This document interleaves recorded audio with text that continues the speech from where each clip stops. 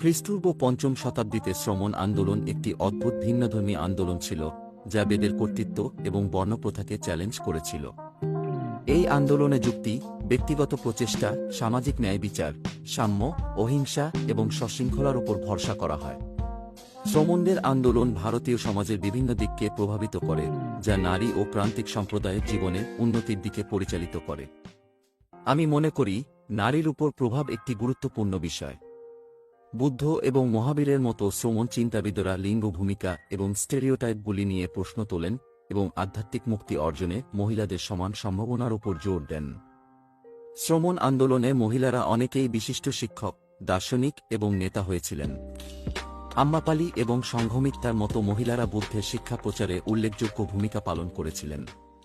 পিতৃতান্ত্রিকতা এবং লিঙ্গভিত্তিক সহিংসতা নারীদের আধ্যাত্মিক ও সামাজিক ক্ষেত্রে অবলম্বন করেছিল। এই নিয়মগুলির সমালোচনা করে থেরিগাথা এবং ভগবতী সূত্রের মতো শ্রমণ গ্রন্থগুলি নারীদের স্বাধীনতা এবং অধিকারের উন্নতির দিকে এগিয়ে এসেছিল। শিক্ষা এবং অর্থনৈতিক স্বাধীনতা নারীদের জীবনে একটি মৌলিক পরিবর্তন আনে। এই দুটি মূল উদ্দেশ্যের প্রতি জোর দিয়ে নারীদের সম্পূর্ণ উন্নতি ও স্বাধীনতা সম্পন্ন করা যেত।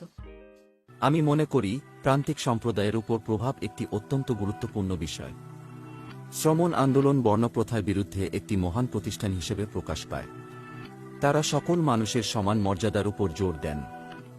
এছাড়াও তারা দলিত এবং শূদ্রদের মতো প্রান্তিক সম্প্রদায়গুলির আধ্যাত্মিক ও সামাজিক ক্ষেত্রে অন্তর্ভুক্তির প্রচেষ্টা করে। এই উদাহরণ দেখায় যে সমাজের সকল স্তরের লোকদের মধ্যে একত্রিত হওয়া সম্ভব। শ্রমণ চিন্তাবিদরা প্রান্তিক জনগোষ্ঠীর শোষণ ও নিপীড়নের সমালোচনা করেছেন এবং তাদের অর্থনৈতিক উন্নতি করেছিলেন।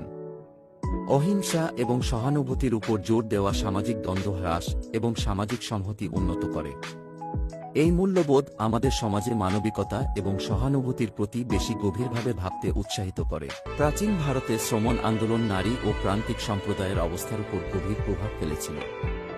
লিঙ্গ ভূমিকা এবং বর্ণপ্রথাকে চ্যালেঞ্জ করে শ্রমণ আন্দোলন লিঙ্গ সমতা, সামাজিক সম্প্রীতি এবং অর্থনৈতিক স্বাধীনতাকে উন্নীত করেছিল। শ্রমণ আন্দোলনের উত্তরাধিকার ভারতে এবং ভারতের বাইরে সামাজিক ও রাজনৈতিক আন্দোলনকে অনুপ্রাণিত করে চলেছে।